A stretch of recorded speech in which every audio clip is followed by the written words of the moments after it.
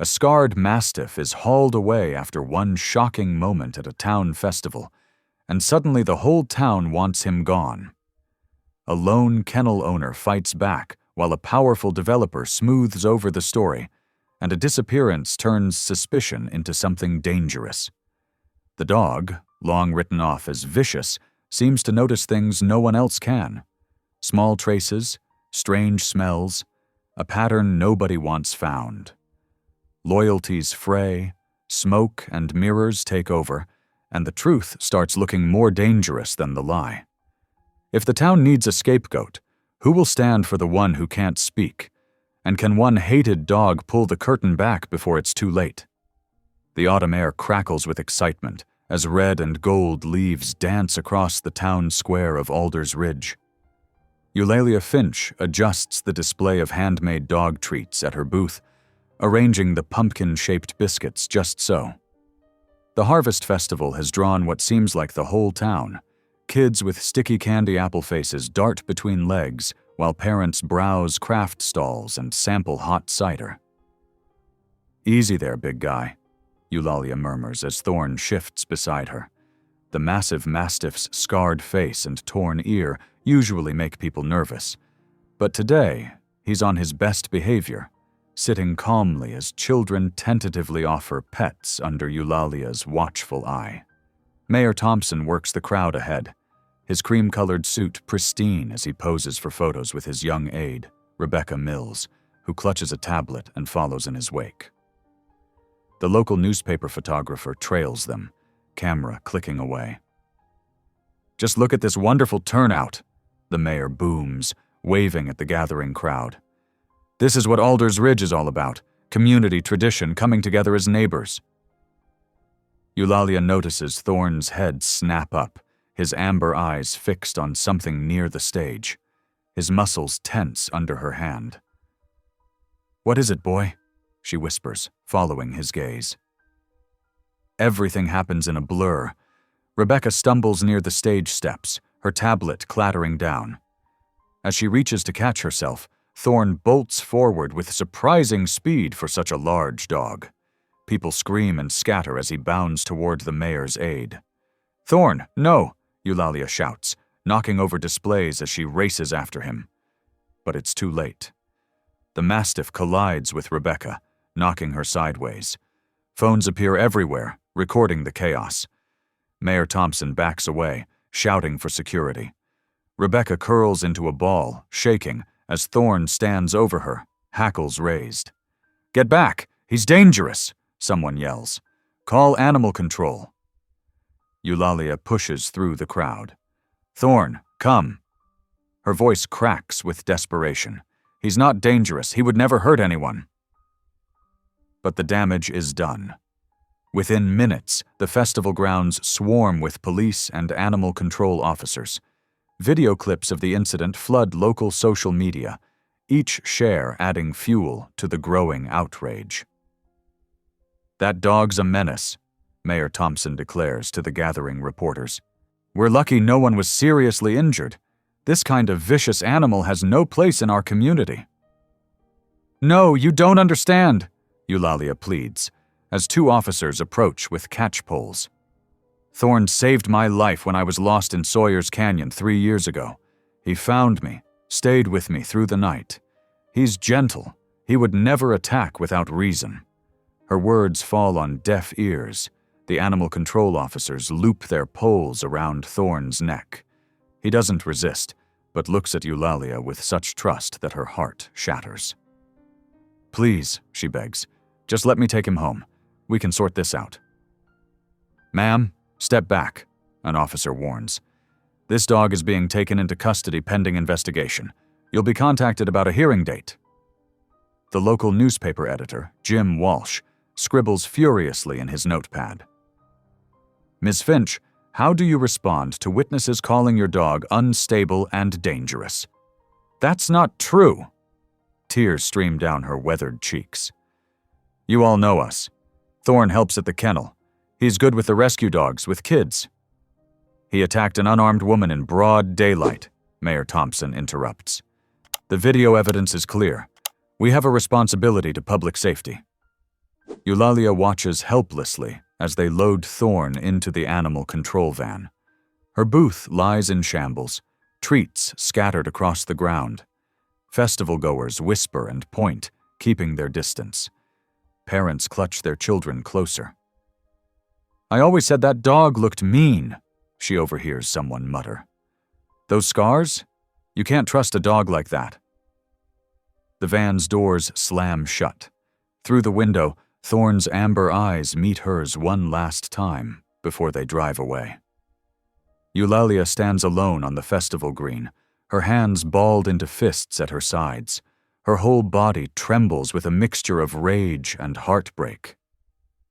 "This isn't over," she whispers, even as the crowd disperses, leaving her surrounded by the wreckage of paper lanterns and trampled decorations. The cheerful harvest banners mock her with their promises of community and celebration. Jim Walsh approaches, pen poised. "Miss Finch, would you like to make a statement for tomorrow's article?" She turns away, unable to speak through her tears.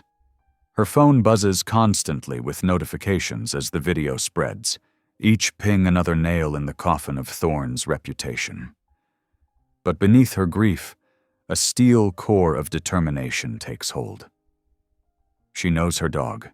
She knows the truth.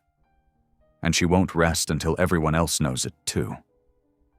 The autumn wind picks up, scattering leaves across the abandoned festival grounds. In just hours, everything has changed. But Eulalia Finch has never backed down from a fight, especially not when it comes to protecting those she loves. The morning after the festival, Eulalia sits at her kitchen table, hands wrapped around a cold cup of coffee. The local newspaper lies spread before her, Thorn's attack splashed across the front page. The headline screams, "Vicious Dog Attack Mars, Harvest Festival." Her phone rings. Again. She lets it go to voicemail, like the dozen others since dawn. Through her window, she watches Mrs. Chen from the flower shop hurry past, deliberately avoiding looking at Eulalia's house. Just yesterday, they'd chatted about fall mums and shared cucumber seedlings. The official notice arrives by courier at 9 o'clock sharp. A young man in a crisp uniform holds out a clipboard, avoiding her eyes. "Sign here, please." Inside her modest living room, Eulalia reads the seizure order, her hands steady despite the trembling in her chest. Legal language fills the page. Dangerous animal, public safety risk, immediate removal pending investigation. At the bottom, Mayor Thompson's signature spreads like an oil stain. Her phone buzzes again. This time it's a text from Pete at the hardware store. "Sorry, Eulalia. Think it's best to postpone your supply delivery until things settle." She sets the phone down and walks through her small kennel attached to the house. Empty cages echo with memories of Thorn helping her rehabilitate rescue dogs. His old bed sits in the corner, a worn tennis ball still nestled in its folds. On the wall, certificates from their search and rescue training days hang proudly. She touches one gently, remembering how Thorn had excelled at scent work. The local news station plays in the background as she mechanically goes about her morning routine. Harold Langford's polished voice fills the room.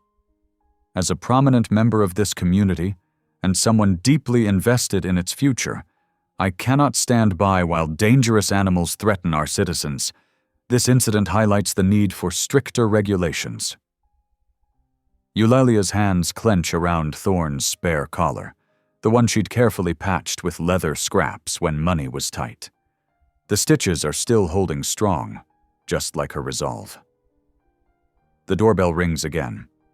This time it's Jim Walsh from the newspaper, flanked by a camera crew. "Ms. Finch, Mr. Langford has released a statement suggesting your kennel business might need review for safety compliance. Any comment?" She closes the door in their faces, but not before catching sight of Harold Langford himself, standing by a sleek black car across the street, watching. Their eyes meet briefly. His lips curve in what might be called a smile, but it doesn't reach his eyes. Inside, Eulalia pulls out a fresh notebook. On the first page, she writes, "Witnesses," and begins listing names. Sarah from the library. Thorne visited reading program last spring. Officer Martinez helped with missing child search last winter. Dr. Peterson, regular checkups, all clean records. Her cell phone lights up with a text from her friend Linda at the coffee shop. "They're saying we can't let you set up your pet supply booth at the weekend market anymore. I tried to fight it, but I'm so sorry." Eulalia adds another note. Market committee meeting, Thursday 7 p.m. She drives downtown to file an appeal at the courthouse. The clerk takes one look at her paperwork and shakes her head. "The hearing's already been scheduled. 2 weeks from now. Nothing can be done before then." Through the courthouse windows, she spots Harold Langford emerging from his building development office across the street. He's surrounded by reporters, his expensive suit catching the morning sun. "Our community's safety must come first," his voice carries clearly. "We're reviewing all contracts with businesses that can't maintain proper security measures. The incident at the festival could have been tragic." Eulalia's throat tightens as she watches 2 women with strollers cross the street to avoid passing her on the sidewalk.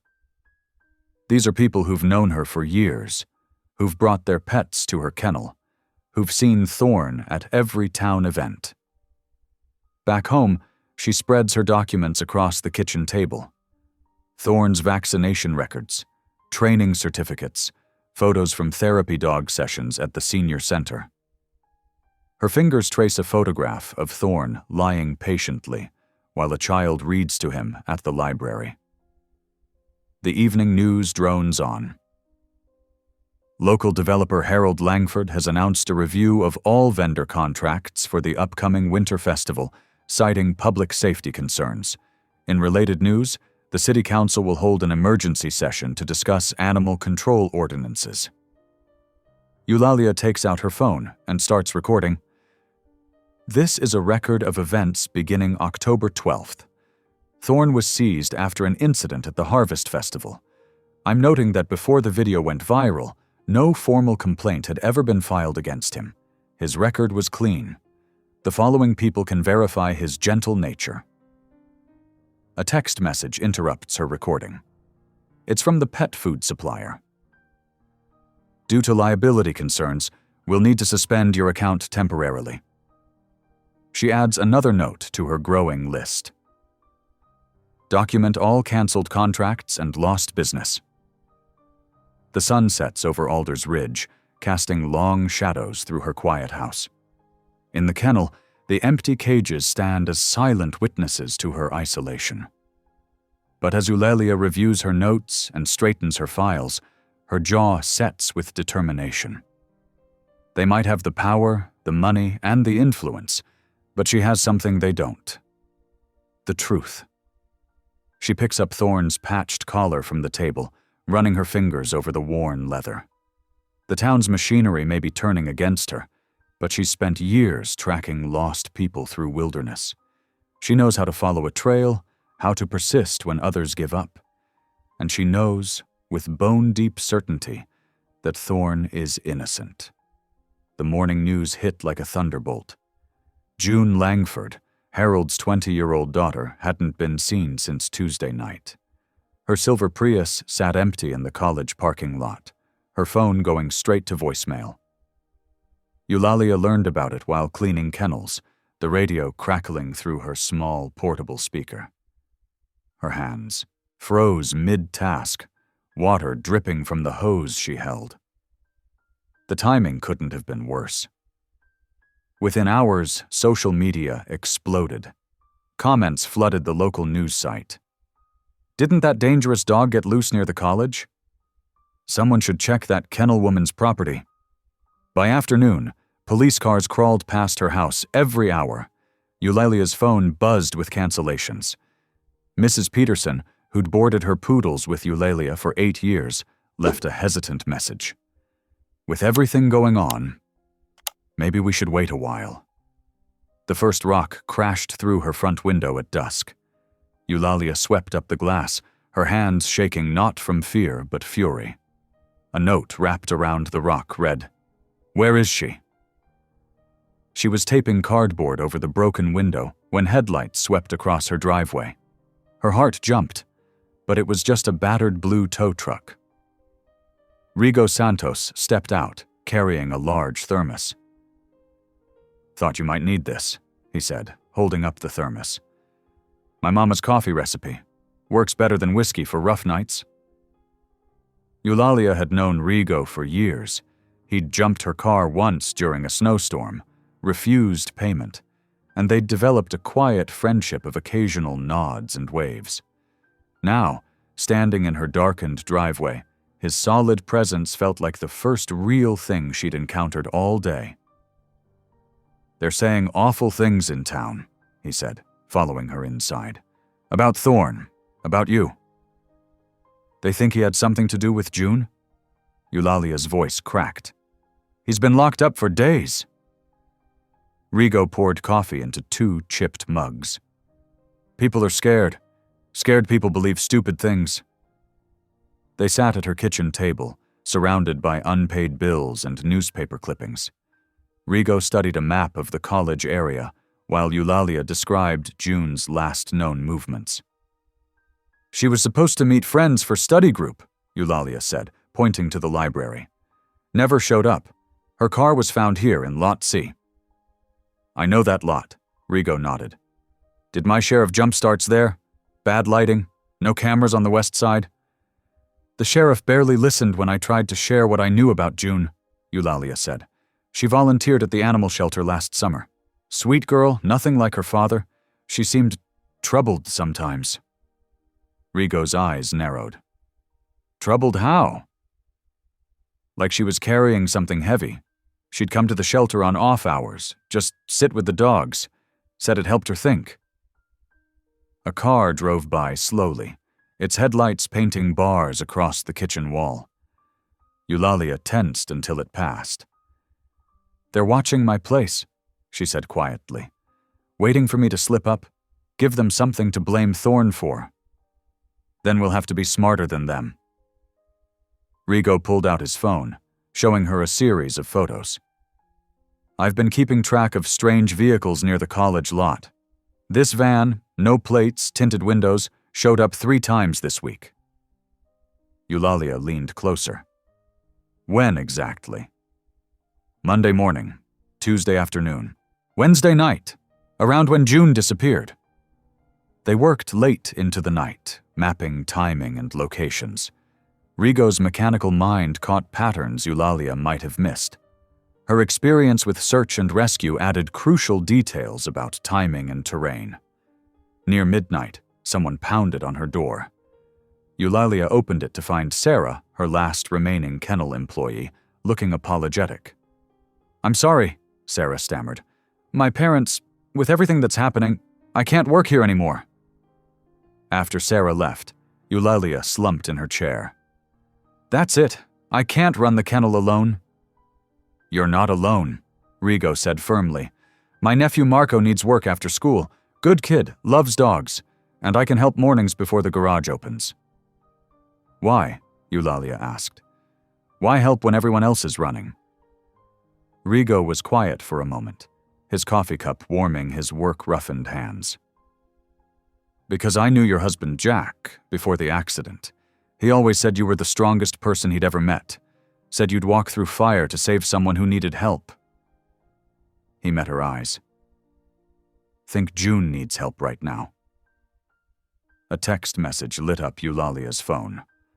Another canceled booking. She deleted it without reading the excuse. "Tomorrow," Rigo said, standing to leave. "I'll check the traffic cameras near the college. My cousin works security there, owes me for fixing his transmission." "And I'll talk to June's friends from the shelter," Eulalia added. "Someone must know something." After Rigo left, Eulalia stood in her kitchen, listening to the too quiet house. Thorn's empty bed lay in the corner, his favorite toy untouched. On her desk, bills piled up like accusations. The local paper's headline glared, "Search continues for missing student, all leads being investigated." She opened her laptop, creating a new folder labeled June. Inside, she began organizing everything they knew: June's schedule, the mystery van sightings, notes from her shelter visits. It wasn't much, but it was a start. Her phone buzzed. Another anonymous text.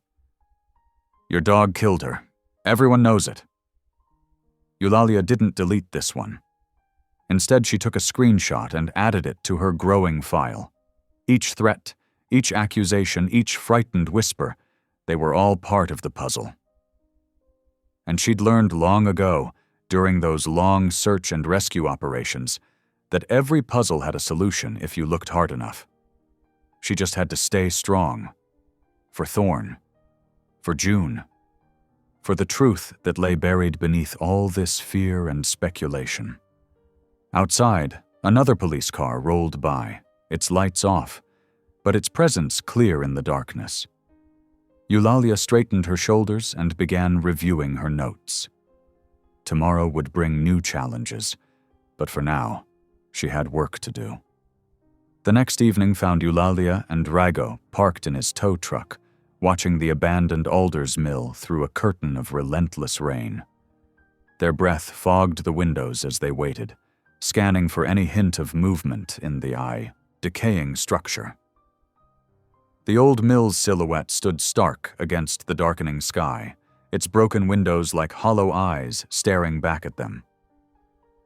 "Another dead end," Rigo muttered, checking his watch with a frustrated sigh. 3 hours and nothing, just wet seats and cold coffee. He drummed his oil-stained fingers against the steering wheel, the calluses on his hands catching on the worn leather. "Wait." Eulalia straightened suddenly, her body tense as a bowstring. She pointed to a faint glint of metal through one of the broken windows. "That wasn't there before. See it? Second floor, east side." Her eyes narrowed, focusing with the intensity that had once guided her through wilderness searches. They pulled on rain jackets. Rigo's faded blue one with frayed cuffs, Eulalia's weathered denim that had seen 100 storms, and moved closer to the mill, keeping to the shadows cast by the surrounding pine trees. The mill's skeleton loomed above them, its wooden bones creaking and moaning in the wind like a living thing in pain. Eulalia's flashlight beam cut through the darkness, revealing fresh tire tracks carved deep into the mud, rainwater already pooling in the depressions. "Someone's been here recently," she whispered, crouching to examine the tracks. "Very recently. These weren't made by weekend teenagers looking for thrills." She ran her fingers along the edge of one track, feeling its depth. "Heavy vehicle. Deliberate." Inside, their footsteps echoed on rotting floorboards that protested with every step. The air hung thick with mold and decay, coating the back of Eulalia's throat with each breath. Rigo's light swept across abandoned machinery, giant metal teeth of gears, conveyor belts sagging like exhausted snakes, casting strange, distorted shadows that danced on the water-stained walls. "Look." Eulalia crouched near a loading dock, her fingers hovering just above the concrete. "Fresh oil drops, still wet. Someone's been maintaining vehicles here." She touched one drop gingerly, rubbing the slick substance between her thumb and forefinger. Before Rago could respond, harsh white light suddenly flooded through the broken windows. Headlights swept the parking lot, cutting through the rain in bright columns. They ducked behind a rusty conveyor belt, hearts pounding in their throats, as a van pulled up. The same unmarked white vehicle from Rigo's surveillance photos. "I need to get Thorn," Eulalia breathed, her voice barely audible over the drumming of rain on the metal roof. "He's at the boarding facility for his court-mandated evaluation. They let me visit him tonight. 2 hours of supervised time." Her eyes held a fierce determination that Rigo had come to recognize. "That's crazy dangerous." Rigo's face creased with concern, the shadows deepening the lines around his eyes. "If they catch you breaking him out? Trust me, he's trained for this. This is what we did for years." Eulalia's voice carried absolute conviction. "He can track what we can't see." 20 minutes later, they returned with Thorn. The massive dog moved silently beside Eulalia, each paw placed with deliberate care, his scarred body a shadow among shadows. Despite his imposing size, he moved with the precision of a much smaller animal. At the loading dock, Eulalia knelt beside him, her hand gentle on his damaged ear as she whispered the search command she'd used hundreds of times in their search and rescue days. "Find them, Thorn. Seek." Thorn's demeanor changed instantly, his body tensed, muscles coiling under patchy fur. He froze, nose working the air in rapid, focused sniffs. A familiar scent caught Eulalia's attention at the same moment. Sharp, chemical, entirely out of place in the organic decay surrounding them. "Ether," she whispered, recognition flashing in her eyes as she remembered similar traces from old drug lab searches. "Medical grade, not street stuff. Thorn smells it too." Her hand instinctively moved to her dog's shoulder, feeling the tension vibrating through him. The dog moved purposefully now, following an invisible trail that only his extraordinary senses could detect. His paws made almost no sound on the rotting wood as he led them deeper into the mill's shadowy interior. At the dock's edge, he stopped and gave a low, soft whine, his trained alert signal, refined through countless hours of practice. "This is what he was trying to tell us at the festival," Eulalia realized, her voice thick with emotion. He wasn't attacking anyone. He was alerting, exactly as he was trained to do. The vindication made her throat tighten painfully. Rigo's flashlight revealed more details as they carefully examined the area. Scuff marks from heavy objects being moved across concrete. A torn piece of pale fabric caught on a rusted nail. Distinctive tread patterns in the decades of accumulated dust. Each discovery was another piece of the puzzle, another confirmation of their suspicions. "We need to document everything," Eulalia said, pulling out her phone with trembling fingers. "The sheriff's office just released another statement this morning painting Thorn as a public menace. Called him unstable and aggressive. Said he's a danger to community safety." The bitterness in her voice was raw, unfiltered. "They're wrong," Rigo said firmly, placing a steadying hand on her shoulder. "Look at him now. He's working exactly as he was trained, methodical, controlled. This isn't the behavior of a dangerous animal." His voice carried the quiet certainty that had become Eulalia's anchor in recent weeks. Thorn continued his methodical search, each pause and alert building a map of activity they couldn't see but he could smell. His behavior was precise, professional, nothing like the savage animal described in media reports and sheriff's statements. His amber eyes remained focused, intelligent, moving from Eulalia to each new discovery with clear purpose. They photographed everything. The oil drops with a ruler beside them for scale, the tire tracks with their distinctive tread pattern, the pale fabric scrap that looked suspiciously like the material from a woman's blouse. Eulalia noted the exact locations where Thorn alerted, marking them on her phone's map with timestamps and descriptions. "This isn't just about June anymore," she said quietly, watching Thorn investigate another corner with his nose to the ground. "Something bigger is happening here, something organized." She ran a hand through her rain-dampened hair. "And Thorn, he knew. He tried to warn everyone, and they punished him for it." A distant siren wailed through the night, making them freeze in place. Eulalia quickly led Thorn back to Rigo's truck, her mind racing with implications and connections.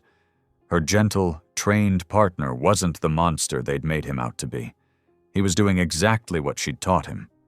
finding people who needed help when no one else could. Now she just had to prove it, to show the world the truth, before it was too late for both June and Thorne.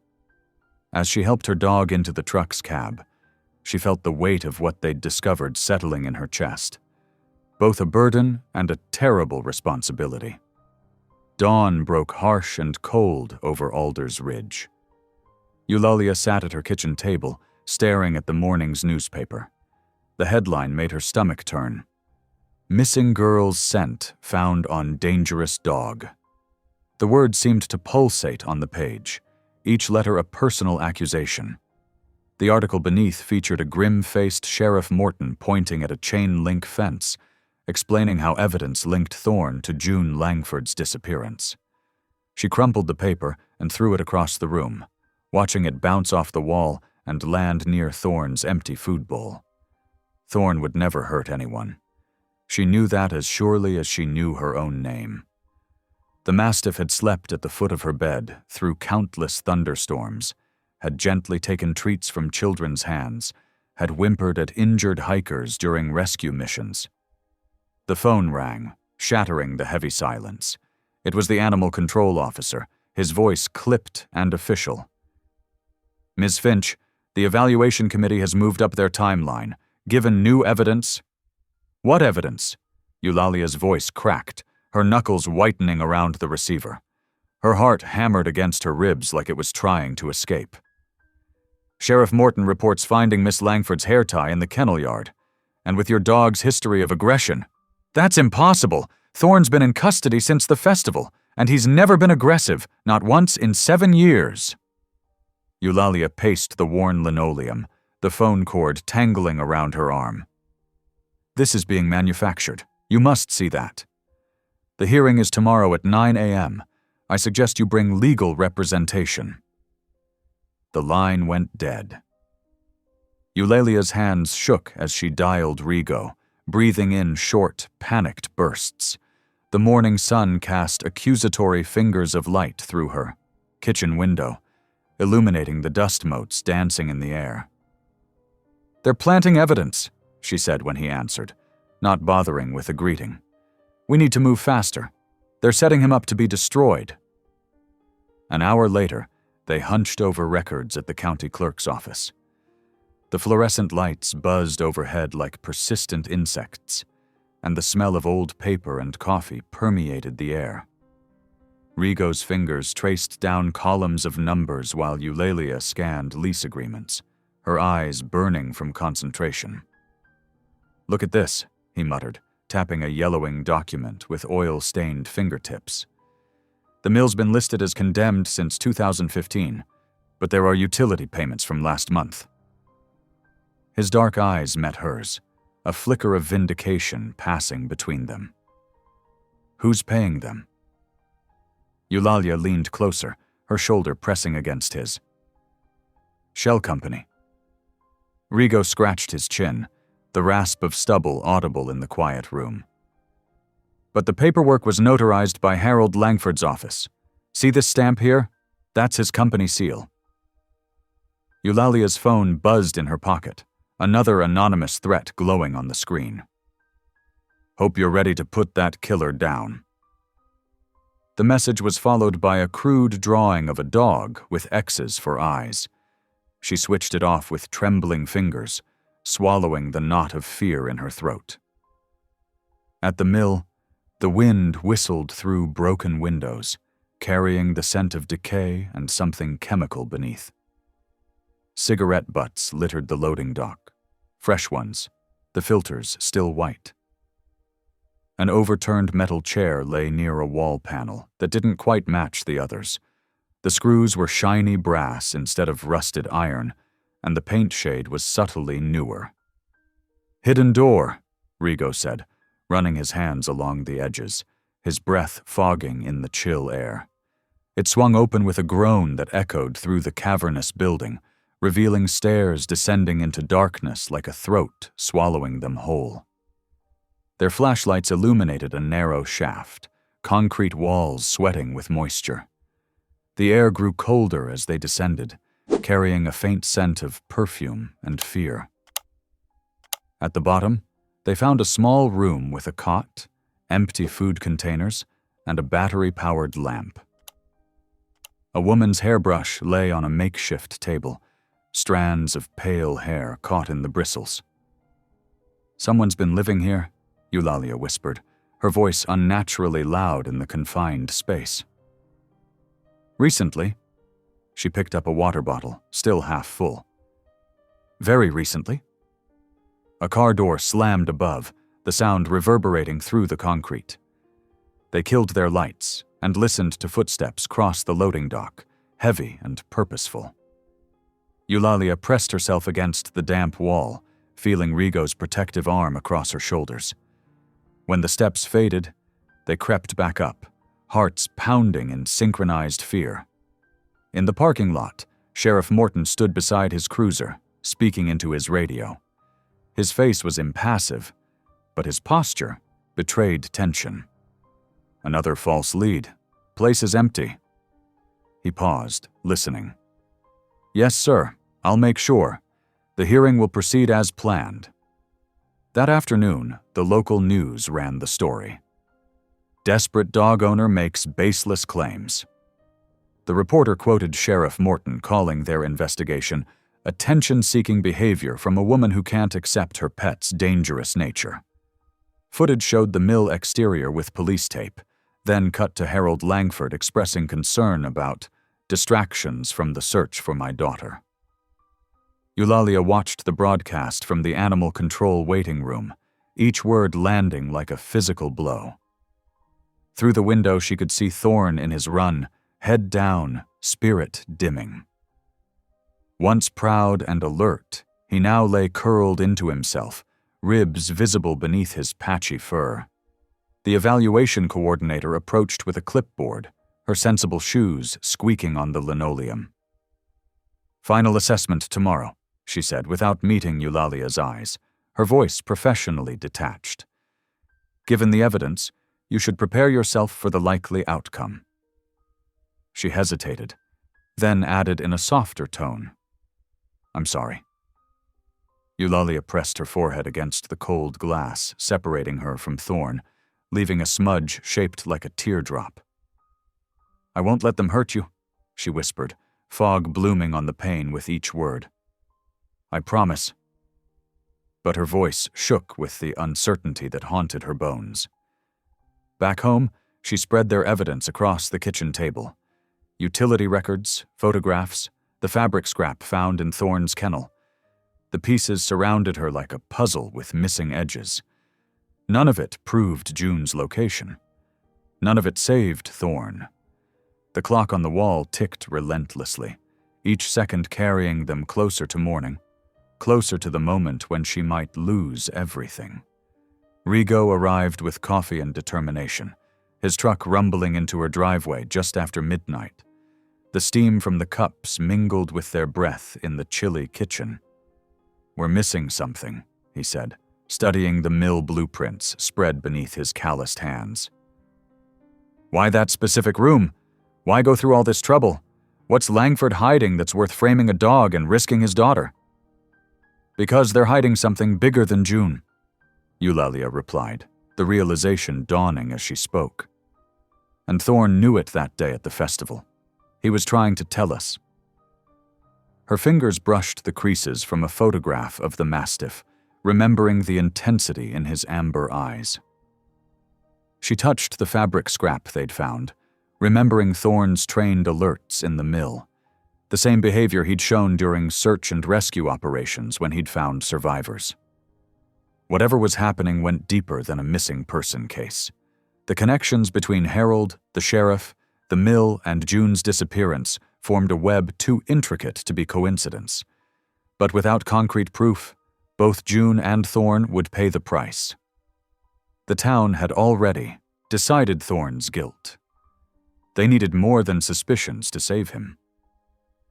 The clock ticked toward morning, toward the hearing that could end everything.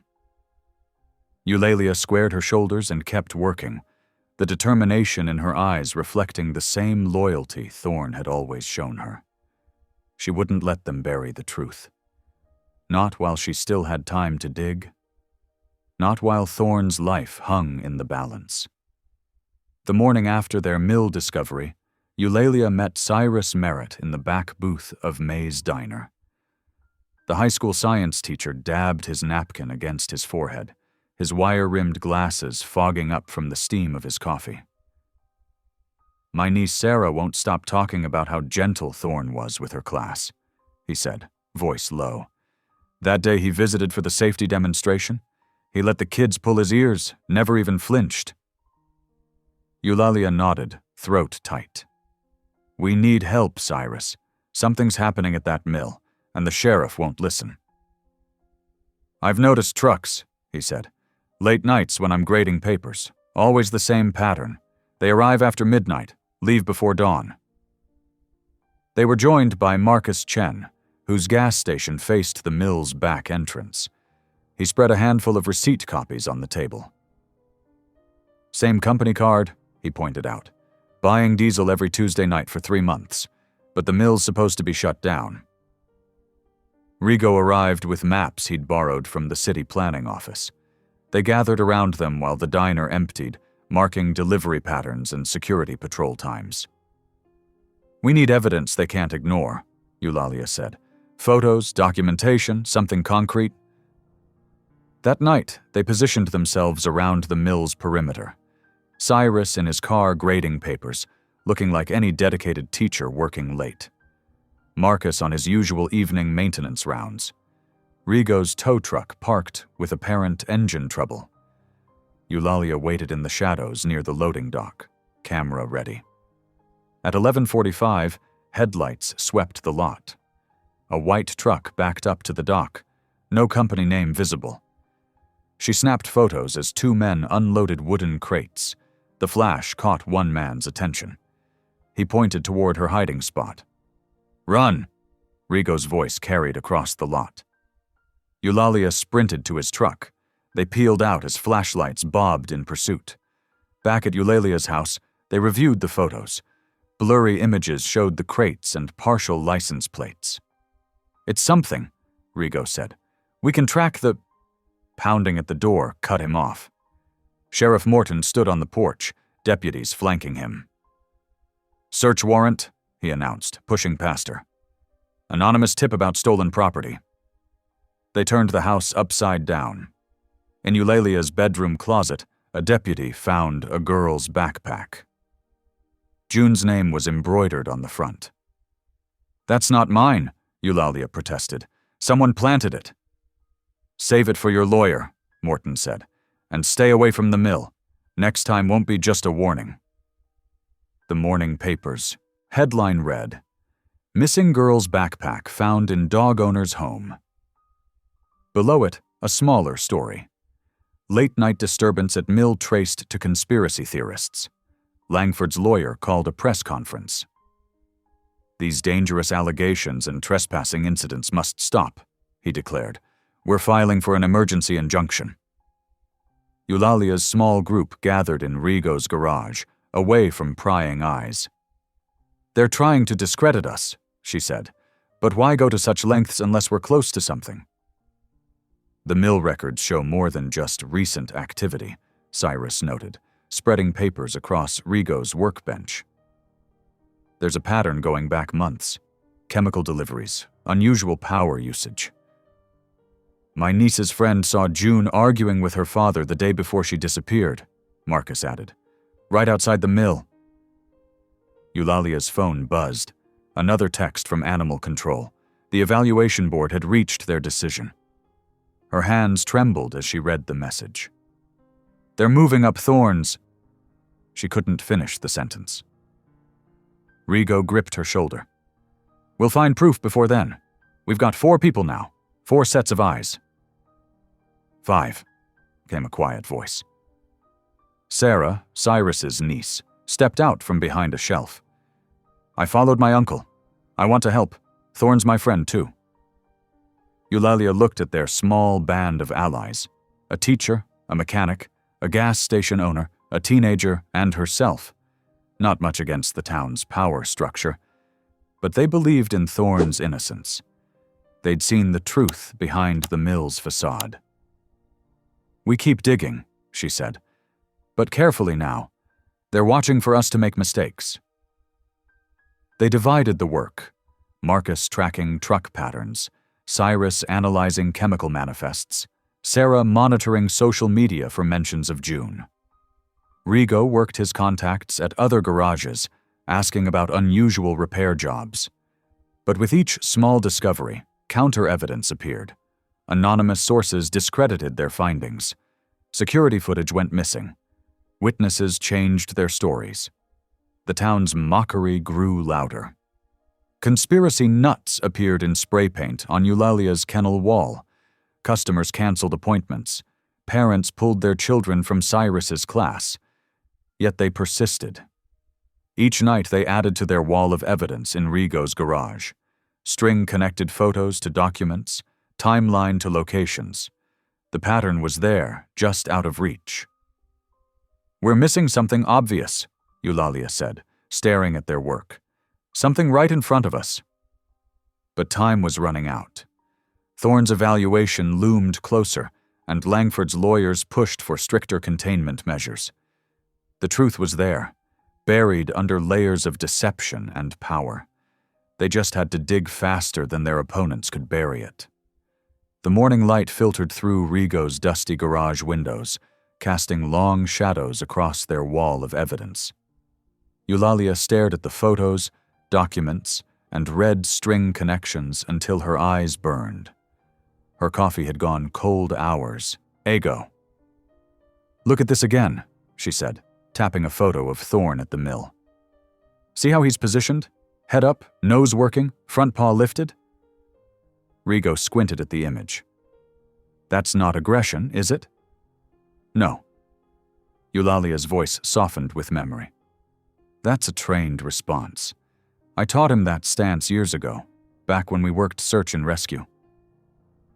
She hadn't talked about those days much. The memories still carried weight.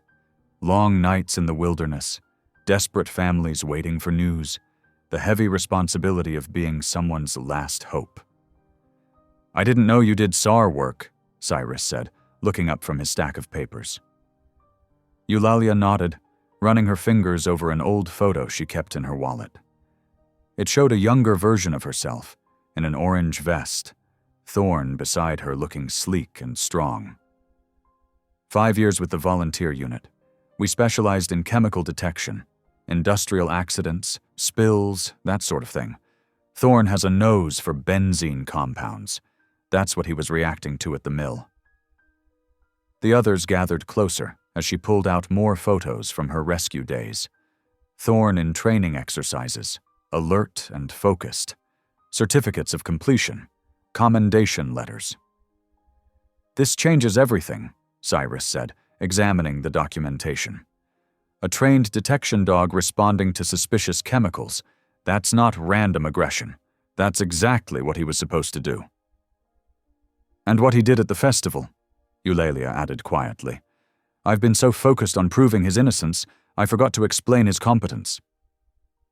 She described the training process, months of work teaching Thorne to recognize specific scents, to indicate findings with that distinctive pose, to stay focused despite distractions. The Mastiff's size and strength made him perfect for rough terrain searches. His gentle nature made him ideal for working with traumatized survivors. "We need to get these certificates to the right people," Rigo said, "before the evaluation board makes their final decision." Eulalia's hands shook slightly as she sorted through the old paperwork. "Some of these are expired. We'd need current certification for them to carry legal weight." "My cousin works with the state K9 unit," Marcus offered. "He might know someone who could assess Thorne, get his credentials updated." "If we can prove he's a working dog with specialized training, they can't treat this like a simple aggression case," Cyrus added. "They'd have to consider his actions in a professional context." Sarah, who had been quiet, suddenly straightened. "That's why he went after the mayor's aide. He must have picked up the same chemical smell from the mill." The pieces clicked into place. Thorne hadn't attacked randomly. He detected something familiar, something potentially dangerous. His training had kicked in exactly as it should. Eulalia remembered the countless hours spent teaching him to stay calm under pressure, to indicate without aggression, to focus on the scent rather than distractions. She'd chosen him from the shelter specifically for those qualities. His size belied a remarkable gentleness.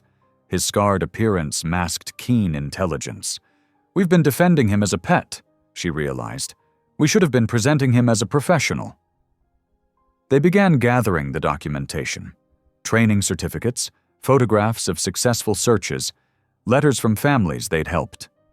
Each piece helped paint a picture not of a dangerous animal, but of a skilled working dog doing exactly what he was trained to do. Rigo started making calls to K9 training facilities. Marcus reached out to his cousin. Cyrus began drafting a formal letter to the evaluation board, requesting a professional assessment that would take Thorne's training into account. The wall of evidence took on new meaning. What had looked like conspiracy theories now formed a coherent pattern. Thorne detecting chemical traces, following his training, trying to alert others to potential danger. "Remember that search in Miller's Canyon?" Eulalia said softly, touching an old photo. 3 days in the rain, looking for that lost hiker.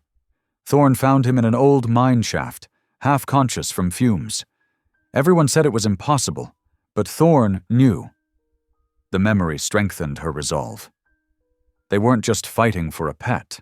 They were fighting for a partner, a professional, a dog who had saved lives. Time was still against them. Animal Control's deadline loomed, and Langford's influence meant every delay request faced opposition. But now they had a new angle, a way to force the system to acknowledge Thorne's true capabilities. "We need to move fast," Eulalia said, gathering the most crucial documents. "If we can get him reassessed as a working dog, they'll have to follow different protocols. They can't just—" She couldn't finish the sentence. The others understood. The threat of euthanasia hung over everything, making each hour precious. They worked through the morning, organizing documents, making calls, building their case. Eulalia's past as SAR volunteer opened doors that had been closed before.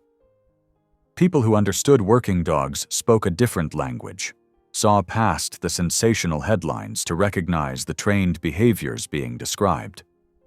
The wall of evidence told a new story now, not just about corruption at the mill, but about a dedicated team separated by circumstance, a trained dog prevented from doing his job, and a system too quick to condemn what it didn't understand. Rigo slapped a thick folder onto the table, scattering coffee cups. "Look what my cousin at the trucking authority dug up." Eulalia leaned forward, her eyes scanning the documents. Delivery logs, weight manifests, and routing sheets spread across her kitchen table. Each page added another piece to the puzzle they'd been trying to solve. "These are all registered to shell companies," Cyrus noted, adjusting his glasses. "But look at the patterns. Every Tuesday and Friday, 3 a.m., clockwork, trucks roll through the old mill district." Sarah grabbed a manifest. "The weights don't make sense. They're logging these as meat shipments from the slaughterhouse, but the numbers are all wrong for livestock." Eulalia's hands trembled as she picked up a crumpled receipt they'd found near the loading dock. The paper was worn, but the company header matched one of the shell corporations. "Cross-reference this with the mill schedules." They worked in silence, plotting dates and times. A pattern emerged, one that made her stomach turn. "The shipping crates," Rigo said quietly. "Remember how some had air holes?" Marcus pulled up photos on his phone, evidence they'd gathered during their mill stakeouts. Hidden ventilation systems, modified cargo containers, a chemical toilet hastily hidden behind pallets. "Those weren't for animals," Eulalia whispered. Her mind flashed back to the festival, to Thorne's reaction. Not aggression. Urgency. The same urgency he showed during rescues. Sarah's voice cracked. The mayor's aide. He was supervising a delivery that morning. And Thorne smelled someone in distress, Eulalia finished. Years of training had taught her dog to recognize human fear, to respond to signs of trapped victims. He wasn't attacking. He was trying to save someone. The revelation hit them like a physical force. What they'd uncovered wasn't just about June's disappearance or local corruption. This was human trafficking, hidden behind Langford's respected business facade. Cyrus spread out property records. The slaughterhouse provides cover for the transport, the mill handles distribution, and Langford's construction projects. He paused, swallowing hard. Perfect places to hide people in plain sight. That's why they moved so fast to discredit Thorne, Rigo said. A trained search dog could expose everything. Eulalia touched the worn collar she still carried in her pocket. Her loyal partner had done exactly what she'd trained him to do. Recognize someone in danger and try to help. And he'd been condemned for it. The worker must have been terrified, Sarah said softly. Trapped in that crate, probably for hours. The implications kept building. June's disappearance, the late-night trucks, the chemical smells that matched industrial sedatives, Langford's aggressive push to destroy Thorne's credibility. It wasn't just about protecting his reputation. It was about protecting his entire operation. We have to be careful with this, Marcus warned. People like Langford, they don't just threaten dogs when their empires are at risk. Eulalia nodded, remembering the power Langford wielded in town. His charitable donations, his friendship with the sheriff, his control of local media. They weren't just fighting a businessman. They were challenging an entire system built on exploitation and silence. That's why June vanished, Cyrus realized. She must have discovered something. They gathered the evidence methodically, organizing it into clear patterns that couldn't be dismissed. Shipping records that showed impossible cargo weights. Shell companies that led back to Langford's associates. Timestamps that matched witnesses' accounts of strange noises at the mill. Thorne knew, Eulalia said, her voice thick with emotion. All this time he was trying to tell us something was wrong, and we almost let them. She couldn't finish the sentence. The weight of their discovery pressed down on them. This wasn't just about saving one dog anymore. It was about exposing a network of corruption that had infected their entire town.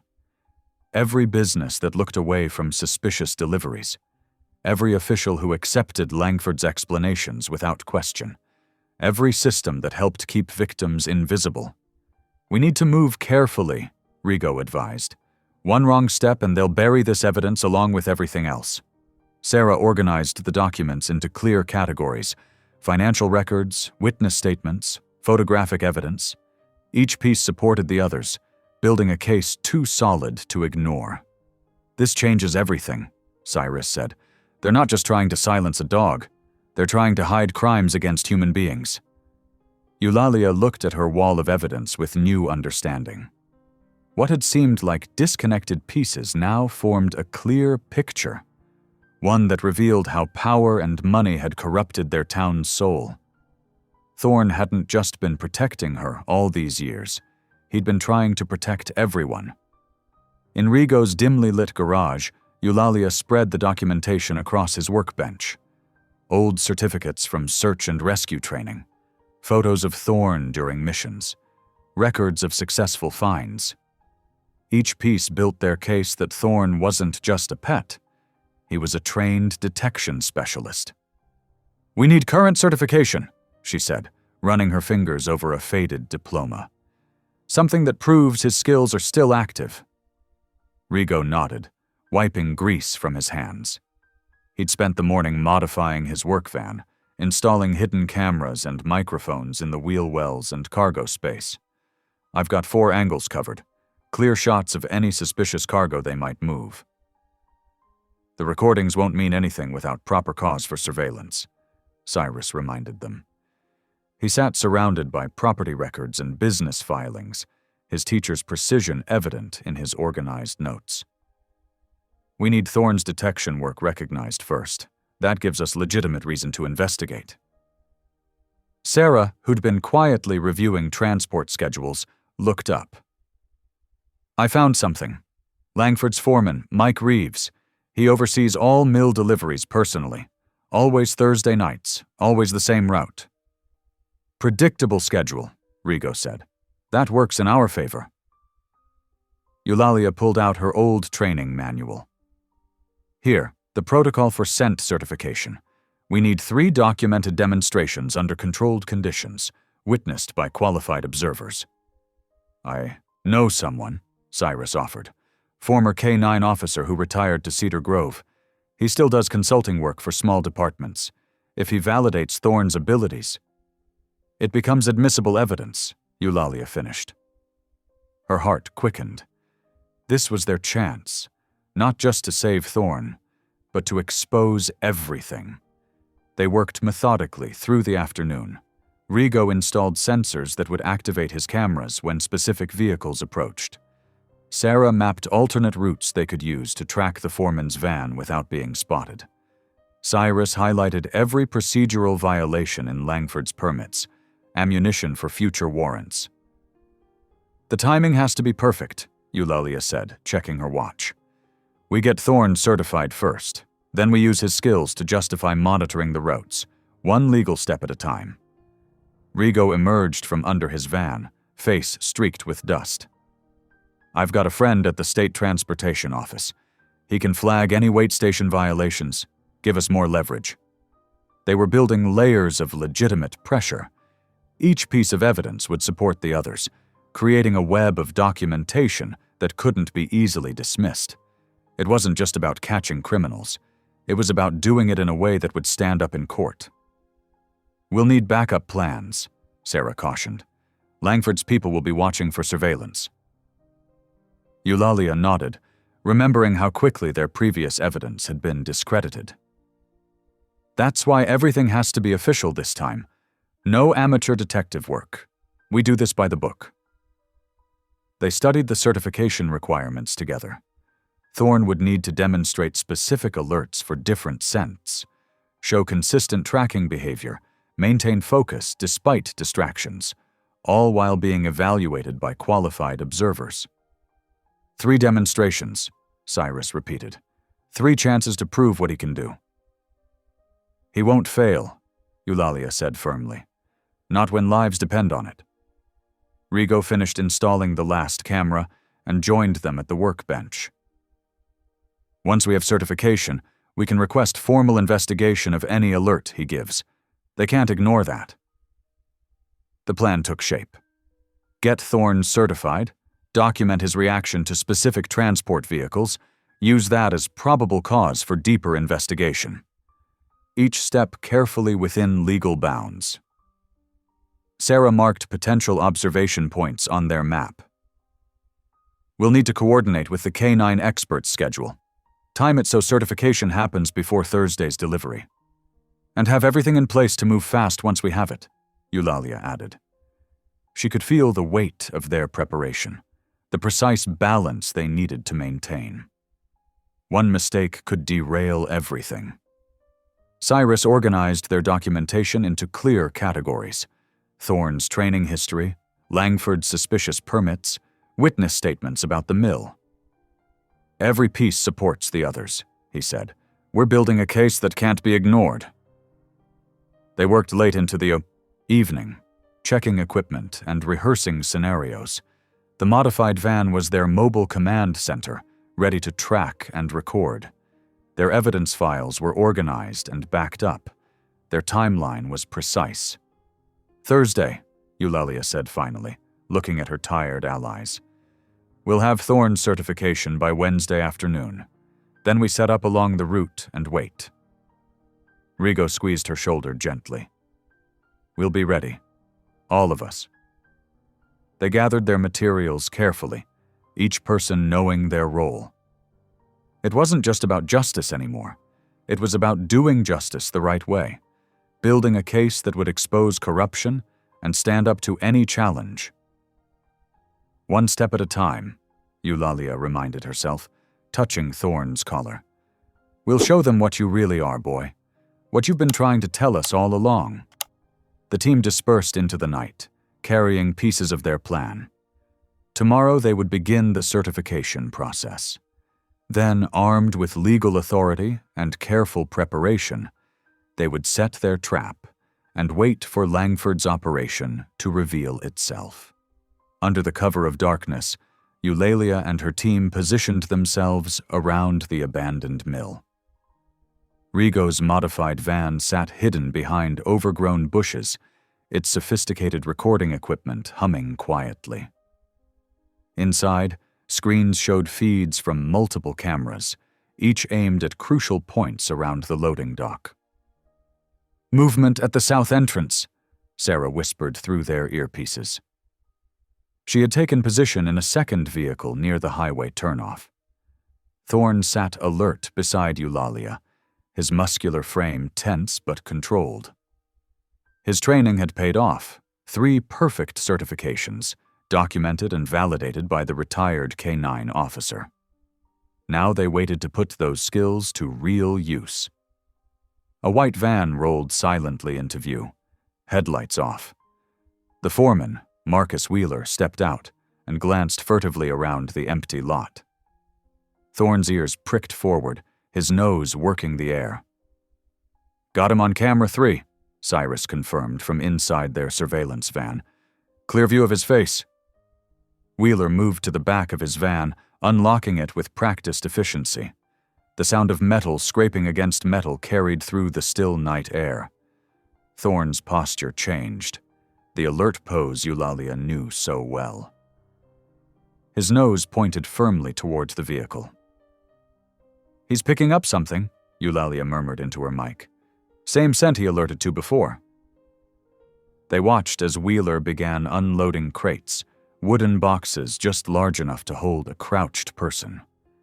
The camera's night vision captured every detail, the careful way he handled them, the furtive glances over his shoulder, the subtle movements inside the crates themselves.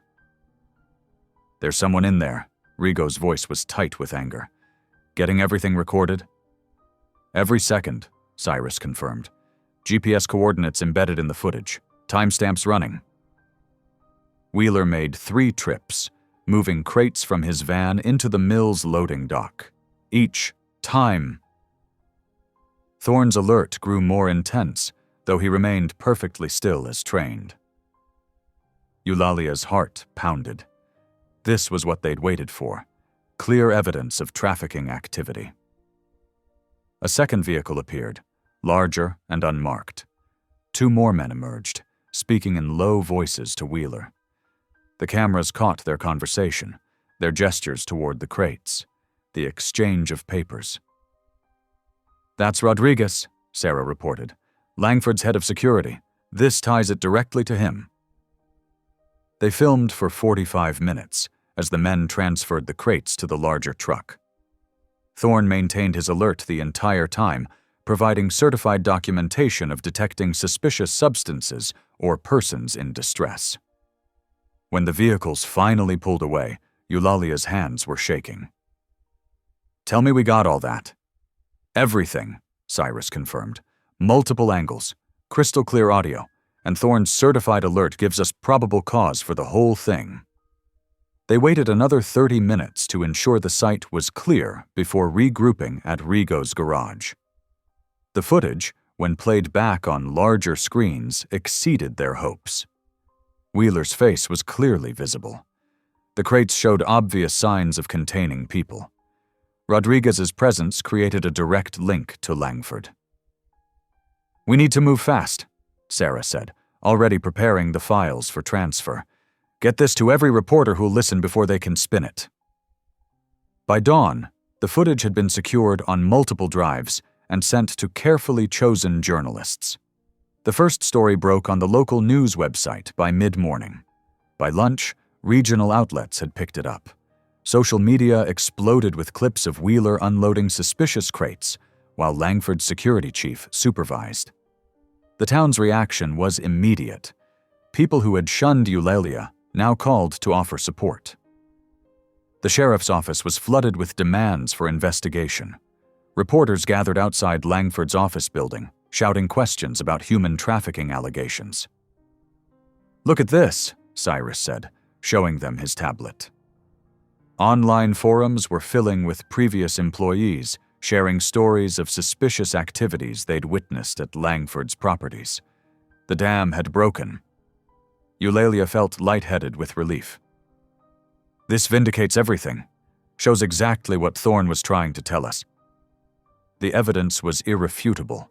Wheeler caught in the act. Rodriguez's involvement. The crates themselves moved under cover of darkness, all supported by Thorne's certified detection work, documented according to proper protocol. But as afternoon approached, Rigo noticed unusual activity. "Langford's security teams are mobilizing, lots of vehicles leaving his compound." "They'll try to discredit the footage," Sarah warned, "claim it's doctored or taken out of context." "They can try," Cyrus said firmly. "But we did everything by the book. Multiple cameras, chain of custody documented. Thorne's certification gives us legal standing for the surveillance. They watched news coverage throughout the day, saw public opinion shifting dramatically. The same people who had condemned Thorne now praised him as a hero who'd exposed corruption." Eulalia felt a mix of vindication and wariness. They'd landed a significant blow, but Langford's resources were vast. "We should secure copies of everything," Rigo suggested. "Store them in different locations. They'll try to seize our equipment." Eulalia nodded, watching Thorne rest peacefully nearby. His actions, first at the festival, then during their investigation, had started a chain reaction that exposed far-reaching corruption. But she knew powerful men like Langford didn't go down easily. Sarah reported more movement. Vehicles gathering at Langford's estate, lawyers arriving at his office, private security patrols increasing around his properties. Their evidence had struck home, but the response was already building. "We did it right," Eulalia said, scratching behind Thorne's ears. "Everything legal, everything documented. They can't just make this disappear." The team maintained their vigilance as evening approached, watching their evidence spread across media channels while monitoring Langford's reactions. They had achieved what they set out to do, capture undeniable proof of criminal activity. Now they had to protect that proof, while the proper authorities were forced to act. The celebration at Rigo's garage was cut brutally short. The first indication came as a flash of movement outside. Shadows where there shouldn't be any. Then the windows exploded inward. Eulalia had just enough time to shove Sarah behind a workbench before the first shots rang out. The air filled with smoke and the acrid smell of tear gas. Through streaming eyes, she saw massive figures in tactical gear swarming through the shattered windows and doors. "Get down!" Rigo bellowed, yanking Cyrus behind a tool cabinet as bullets sparked off metal surfaces. Thorne's deep bark echoed through the garage. The Mastiff positioned himself between the attackers and Eulalia, his scarred face pulled back in a snarl. She could see his training kicking in, not charging wildly but maintaining a defensive position. "The drives!" Sarah screamed. "Get the drives!" Eulalia lunged for the laptop containing their evidence, but a fresh barrage of gunfire forced her back. Through the chaos, she glimpsed familiar faces among the attackers. Langford's security team, now unmasked as something far more dangerous. The ceiling creaked ominously. They were shooting out the support beams. Rigo seemed to realize it first. "Everyone out! They're bringing down the building!" They scrambled toward the back exit, Thorne covering their retreat. But Langford's men had anticipated this. A massive explosion rocked the rear wall, sending chunks of concrete and metal raining down. Eulalia felt something strike her head, sharp, devastating pain followed by encroaching darkness. The last thing she saw was Rigo reaching for her as part of the ceiling collapsed between them. His anguished cry mixed with Thorne's frantic barking. Then everything went black. She drifted in and out of consciousness. Brief, terrifying glimpses. Rigo pinned beneath a fallen beam, blood on his face. Sarah trying desperately to reach him while staying behind cover. Cyrus attempting to shield their equipment as bullets tore through hard drives and monitors, and Thorn, her brave, loyal Thorn, drawing fire away from them all. The Mastiff darted between debris, his deep bark echoing through the smoke-filled space. Every time the attackers turned toward the wounded humans, Thorn would appear at their flanks, forcing them to divide their attention. "Finish it," a voice she recognized as Rodriguez's cut through the chaos. "Burn everything." More explosions followed. Heat washed over her. Through blurred vision, she saw flames beginning to consume their evidence, their work, their hope of exposing the truth. Months of investigation disappearing in smoke and fire. She tried to move, but her body wouldn't respond. The pain in her head was overwhelming. Somewhere nearby, she heard Rigo's labored breathing as he struggled beneath the rubble. Sarah's voice called out in panic. Cyrus shouted something about backup drives. But it was Thorn's cries that tore at her heart. The Mastiff was still fighting, still protecting even as bullets whizzed past him. His barking had taken on a desperate quality, trying to draw attention away from his trapped humans while avoiding the gunfire himself. "Get that damn dog," Rodriguez ordered. "Langford wants it ended tonight." No, Eulalia thought desperately. Not Thorn. Not after everything. She tried again to push herself up, to help somehow, but darkness kept pulling at her. The smoke was getting thicker, the heat more intense. She could hear vehicles arriving outside, more of Langford's men coming to finish what they'd started. Through the haze, she glimpsed Sarah trying to reach the remains of their equipment. A burst of gunfire drove her back. Cyrus had managed to pull himself behind a burning car, cradling something, maybe a hard drive, against his chest. Rigo's voice reached her, strained with pain. "Eulalia, stay down! Just stay down!" But she couldn't just lie there. Thorn was still out there, still fighting. Drawing on every reserve of strength, she managed to raise her head slightly. The movement sent waves of agony through her skull. The garage was unrecognizable. Flames licked at the walls. Smoke billowed from burning equipment. Their carefully gathered evidence, their proof of Langford's crimes, all of it being systematically destroyed. She saw Thorn then, illuminated by the fire. The massive dog was bleeding from several wounds, but still standing, still placing himself between the attackers and his trapped humans.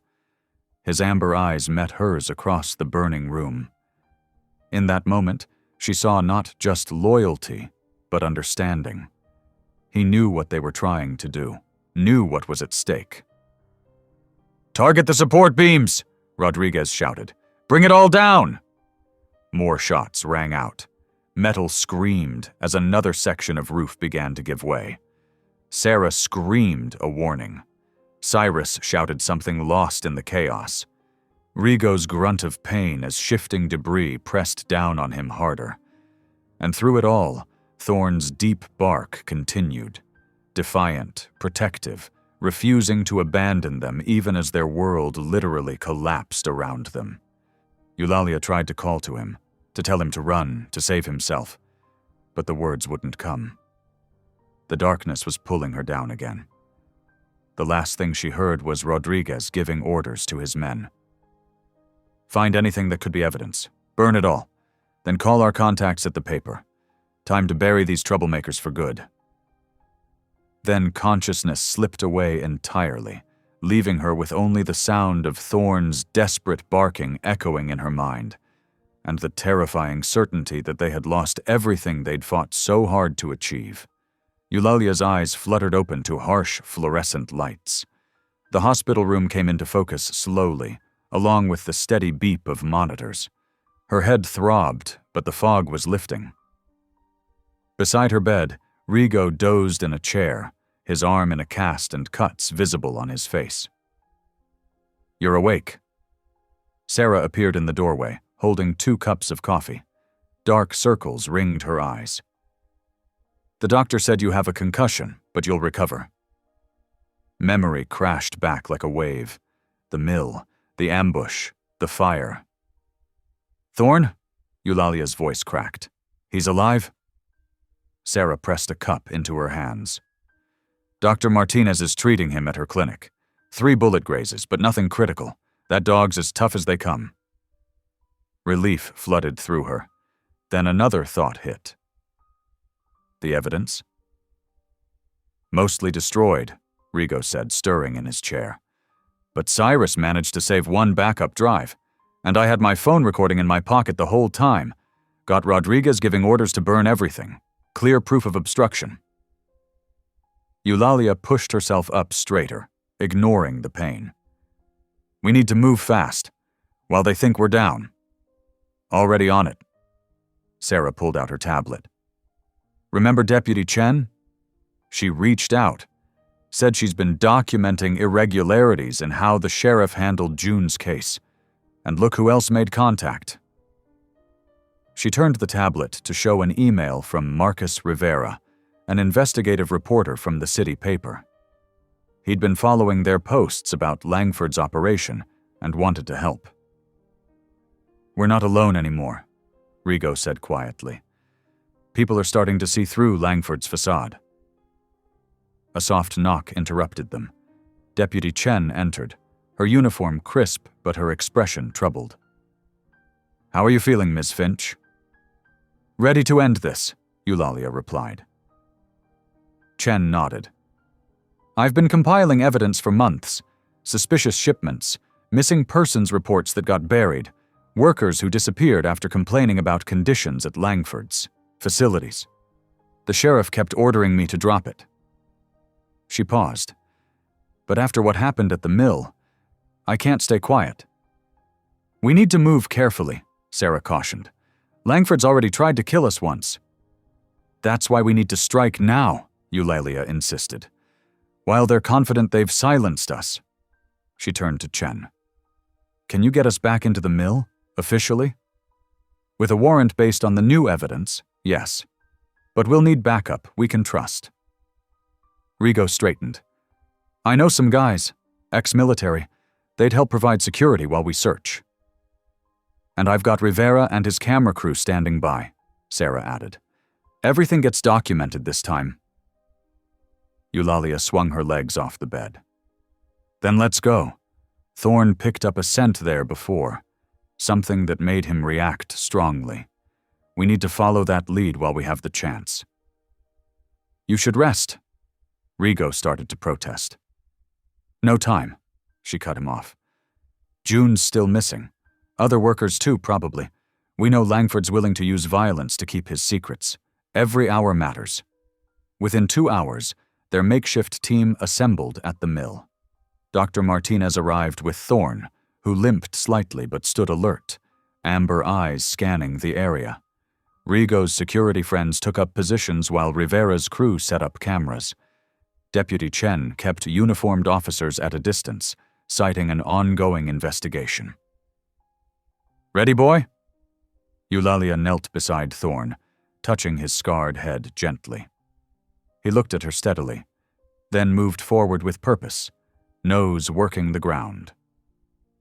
They followed as he led them through the fire-damaged building, past the scene of the ambush. In the loading dock area, he stopped, head lifting. The same reaction they'd seen before. There's something under here, Rigo said, examining the floor. Look at these scratch marks. This section moves.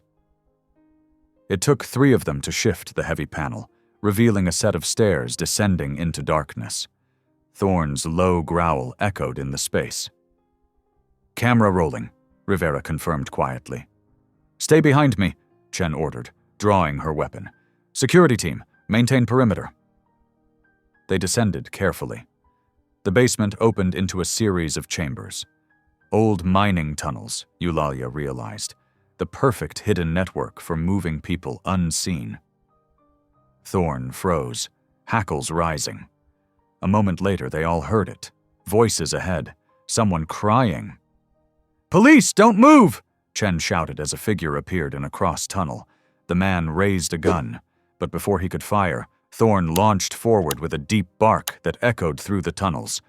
The gunman turned toward the dog, giving Chen the opening to disarm him, while Rigo and the security team moved in. "June?" Eulalia called out. "We're here to help." "Here," a weak voice responded. "We're locked in." They found them in the last chamber, June Langford and 4 other people, all showing signs of abuse and captivity.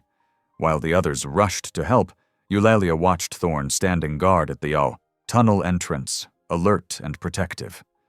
No monster, just a good dog doing exactly what he was trained to do, saving lives. Rivera was capturing everything on camera as Chen read the gunman his rights. Outside, sirens approached. Backup that could be trusted this time. "Thank you," June whispered as they helped her up the stairs. "I tried to expose what my father was doing, the trafficking, the abuse. He said no one would believe me, that he'd make sure I disappeared."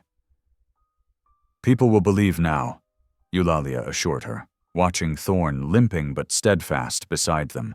"The truth's coming out, all of it." Within hours, the mill swarmed with trusted state police units and FBI agents. Camera crews documented every moment as June and the other victims were safely transported to the hospital. Thorn stayed close to Eulalia, his presence now commanding respect rather than fear from the officers on scene. "Miss Finch," called Agent Morris, approaching with a thick folder. "We've matched the victims' testimonies with financial records. Langford's entire operation is exposed, from money laundering through the slaughterhouse to human trafficking. The arrests are happening now." Eulalia watched through Rivera's live feed as Harold Langford was led from his mansion in handcuffs, his carefully crafted public image crumbling. The sheriff and 2 other officials followed in separate patrol cars, their badges already stripped. "The animal control records were falsified," Morris continued. "We found emails ordering them to rush Thorn's evaluation and suppress his training credentials. The department had just confessed to taking bribes." Dr. Martinez arrived with official documentation. "Thorn's record is cleared," she announced, kneeling to pet the big dog. "And the state K9 training board wants to formally recognize his detection work. They're calling him a hero." Rigo appeared at Eulalia's side, his steady presence warming her tired bones. "The whole town's watching the news coverage," he said softly. "People are leaving messages at the kennel, apologies, mostly, wanting to make things right."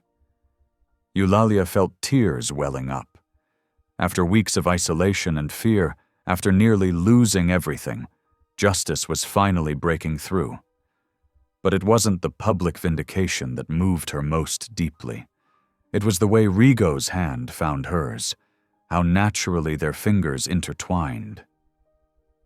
"You never doubted," she whispered. "Never had reason to," he replied. "I know who you are, Eulalia, who you've always been." As the chaos of arrests and evidence collection continued around them, they found a quiet moment in the kennel office. Thorn dozed at their feet while Eulalia treated his minor wounds with gentle hands. "Remember when you first brought him here?" Rigo asked. "Half-starved, scared of his own shadow?" "You were the only one who helped me get him into the van," she smiled. "Didn't even flinch at how rough he looked." "Same way you never flinched from this fight, even when it got ugly." He moved closer, touching her cheek where a bruise was fading. "You amaze me, you know that?" The tenderness in his voice made her breath catch. All these years of friendship, of quiet support and unspoken feelings, everything crystallized in this moment of shared triumph and healing. "Stay," she whispered. "Help me rebuild. Make this place everything it should be." His answer was in the way he drew her close, in the soft press of his lips against her forehead. Thorn thumped his tail against the floor, accepting this shift in his pack's dynamic with serene approval. Through the window, they could see reporters gathering, more officials arriving to document the fall of Langford's empire. But here, in this small, safe space, Eulalia found something more precious than public vindication. She had her dog's dignity restored, her own integrity proven. And now this new tenderness with Rigo, a love built on seeing past surfaces to the truth of hearts beneath. She brushed her fingers over Thorn's scars, no longer marks of shame, but medals of courage. He leaned into her touch, amber eyes peaceful. They were all healing, all transforming. The truth had come to light. Justice was being served, but the real victory was more intimate. This quiet moment of trust and connection, of broken things made whole again.